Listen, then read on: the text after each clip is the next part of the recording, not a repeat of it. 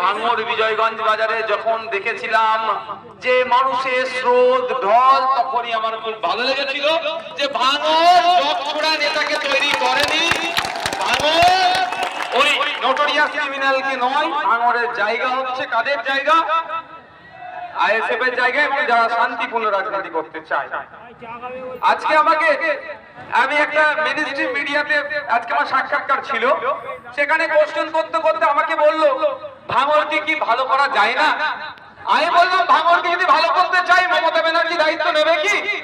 অভিষেক ব্যানার্জি যদি দায়িত্ব নেয় ভালো হয়ে যাবে, কিন্তু ওরা দায়িত্ব নিতে চায় না। ওই জন্য নোটোরিয়াস ক্রিমিনালকে ভাঙড়ের অবজারভার করে ভাঙড়ে অশান্তি করার চেষ্টা করে।